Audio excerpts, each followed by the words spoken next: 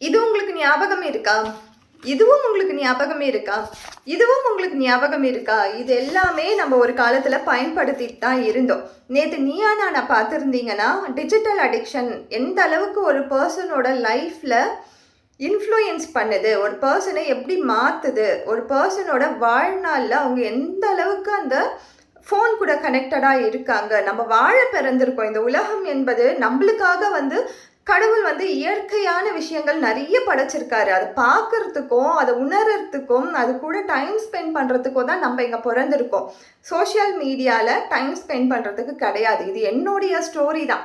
நான் ஏற்கனவே social media அடிக்டில் இருந்தேன்னு சொல்லி நான் நிறைய வாட்டி பதிவுகளில் போட்டிருக்கேன்.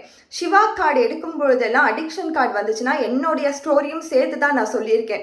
ஸோ என் வாழ்க்கையில் நான் இதை கொண்டு வரும்பொழுது ஒரு பீஸ் ஆஃப் மைண்ட் வந்துச்சு. கண்டிப்பாக இது ஒரு நாளில் 2 நாளில் நடந்த டிரான்ஸ்ஃபர்மேஷன் கிடையாது.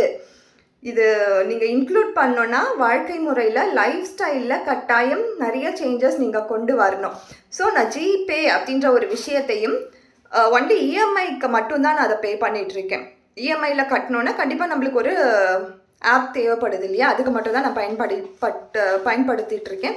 மற்றபடி டே டு டே லைஃப்பில் ஒரு பணத்தை வச்சு நான் செலவு பண்ணும்பொழுது நான் எந்த அளவுக்கு நான் இந்த பணத்தை செலவு பண்ணுறேன், எதற்காக செலவு பண்ணுறேன் அப்படின்ற ஃபினான்ஷியல் லிட்ரஸியும் ஒரு அவேர்னஸோடு நான் என்னுடைய பணத்தை நான் செலவு பண்ணுறேன். என் குடும்பத்துக்கு நான் செலவு பண்ணுற பணம் என்பது உண்மையாகவே அது நீட் அண்ட் வாண்ட்குள்ளே வருதா அப்படின்னு சொல்லி பார்த்து தான் நான் பயன்படுத்திகிட்டு இருக்கேன். கட்டாயம் இதை நீங்கள் ஃபாலோ பண்ணுங்கள்.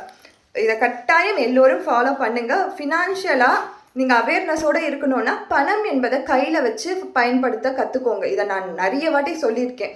நீங்கள் எந்த அளவுக்கு பணத்துக்கூட கனெக்டடாக இருக்கீங்களோ அந்த அளவுக்கு நீங்கள் பணத்தில் ஒரு அவேர்னஸோடு இருப்பீங்க, ஒரு லிட்ரஸியோடு இருப்பீங்க அதில். ஸோ இதெல்லாமே நம்ம பேசிக்காக நம்ம வாழ்க்கையில் கொண்டு வர வேண்டிய ஒரு விஷயம்.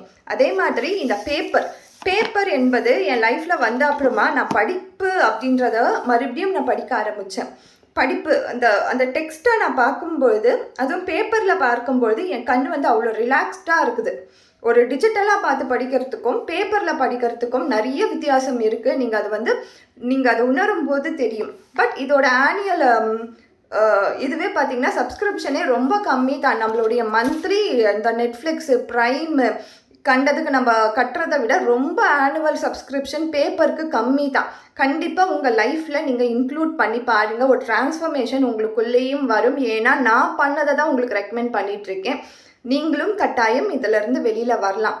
ஹெல்த் வைஸும் சரி, மென்டல் வைஸும் சரி, நல்ல ஒரு ஹாப்பியான பர்சனாக வாழ முடியும். நீங்கள் ட்ரை பண்ணி பாருங்கள்.